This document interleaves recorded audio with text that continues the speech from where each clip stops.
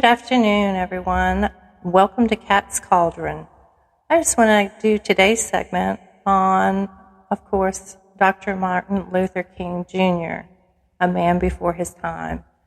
He was an amazing historic icon. He was born January 15th, 1929, in Atlanta, Georgia. He was an American Baptist minister and activist who became the most visible spokesperson and leader in the American Civil Rights Movement from 1955 until his assassination in 1968. April 4th, 1968, in Memphis, Tennessee, where Dr. King was assassinated. He was most famous for changing the course of U.S. history, and he was a dedicated advocate of racial equality, whose work was paramount in helping to dismantle racial segregation in our U.S. He was deeply committed to achieving social justice, and stern defense of nonviolent measures allowed the civil rights leader to mobilize the North American public in defense of his cause.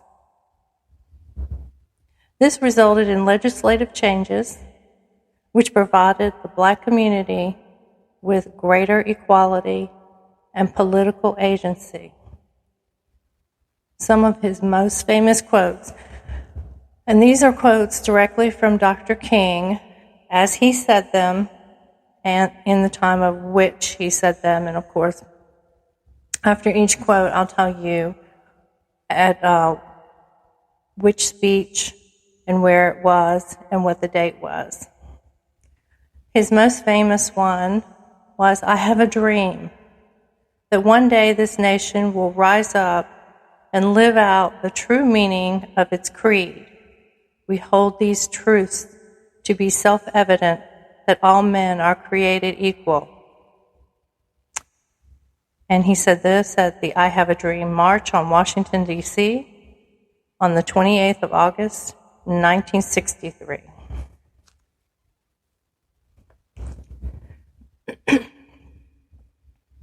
He also said, "I have a dream that my 4 little children will one day live in a nation where they will not be judged by the color of their skin, but by the content of their character."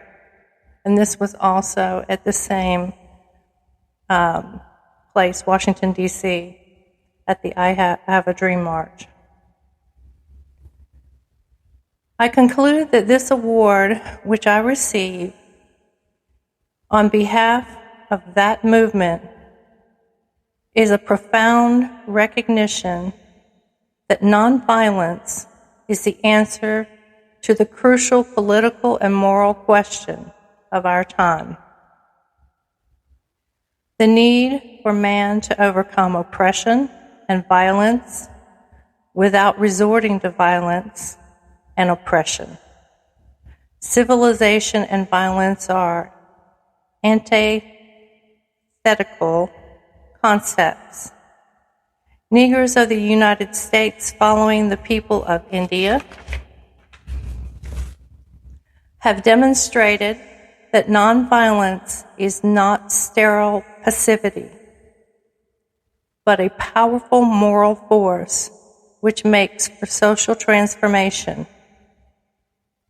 And he gave this famous quote at the Nobel Peace Prize acceptance speech at Oslo, Norway, on 10 December 1964.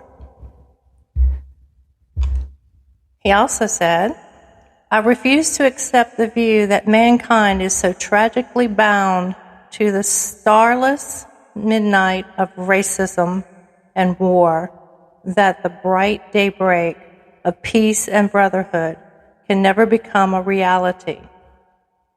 This was also stated on 10 December 1964 at accepting the Nobel Peace Prize.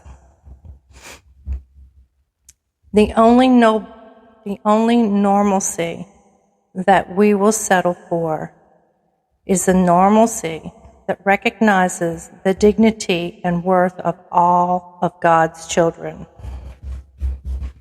The normalcy that we will settle for is the normalcy that allows judgment to run down like waters and righteousness like a mighty stream. The only normalcy that we will settle for is the normalcy of brotherhood, the normalcy of true peace, the normalcy of justice. This was stated on the Our God is Marching On in Montgomery, Alabama, 25 March 1965. Dr. King stated,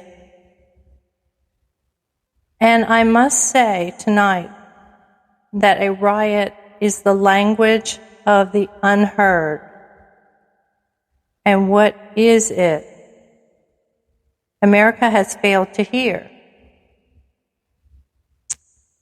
It has failed to hear that the plight of the Negro poor has worsened over the last 12 or 15 years. It has failed to hear that the promises of freedom and justice have not been met. And it has failed to hear that the large segments of white society are more concerned about tranquility and the status quo than about justice and humanity." This quote was given at the Other America at Grosse Pointe, Michigan, 14 March 1968. Another famous quote from Dr. King: "Then came the buildup in Vietnam, and I watched this program broken and eviscerated as if it were some idle political plaything on a society gone mad on war. And I knew that America would never invest the necessary funds or energies in rehabilitation of its poor, so long as adventures like Vietnam continue to draw men and skills and money like some demonic, destructive suction tube.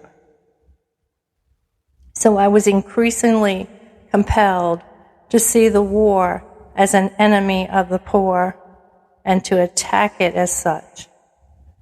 This quote was given beyond Vietnam, New York, New York, 4 April 1967. Another quote: "As I have walked among the desperate, rejected, and angry young men, I have told them that Molotov cocktails and rifles would not solve their problems. I have tried to offer them my deepest compassion while maintaining my conviction that social change comes most meaningfully through nonviolent action. But they ask, and rightfully so, what about Vietnam? They ask if our own nation wasn't using massive doses of violence to solve its problems to bring about the changes it wanted." This was also at the Beyond Vietnam, 4 April 1967. "When the Constitution was written, a strange formula to determine taxes and representation declared that the Negro was 60% of a person.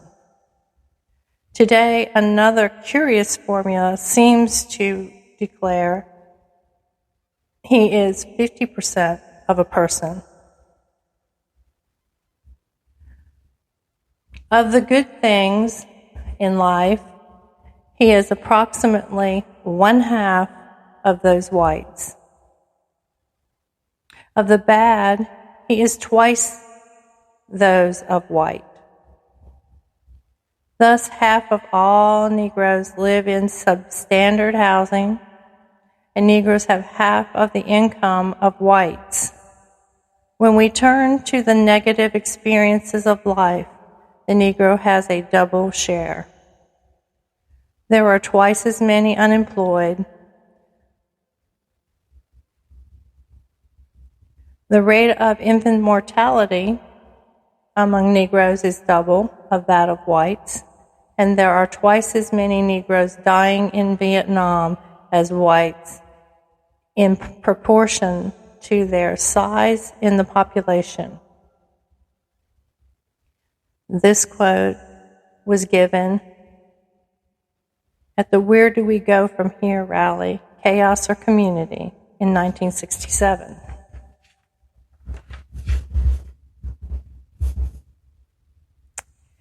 It is incontestable and deplorable that Negroes have committed crimes, but they are derivative crimes. They are born of the greater crimes of the white society. When we ask Negroes to abide by the law, let us also demand that the white man abide by law in the ghettos. This quote was given the role of the behavioral scientist in the civil rights movement at Washington, D.C., 1 September 1967. And the last quote that I have for you today from the famous Dr. Martin Luther King Jr. Give us a ballot and we will no longer have to worry the federal government about our basic rights.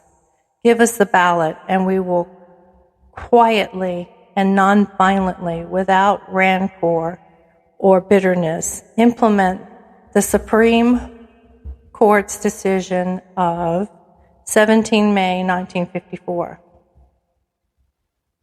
This quote was given, give us the ballot, at Washington, D.C., 17 May 1957.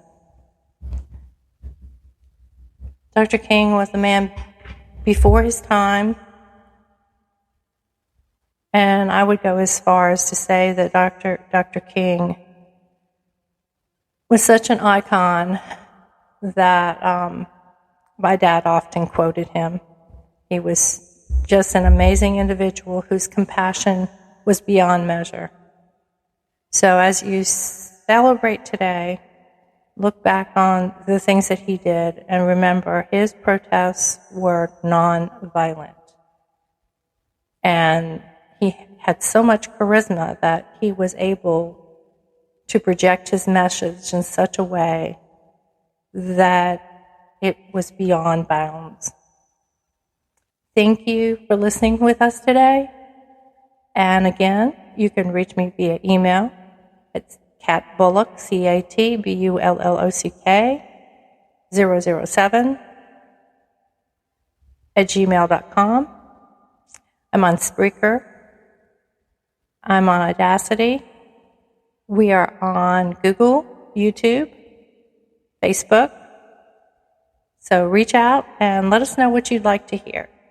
Thank you, and I hope you have a wonderful holiday.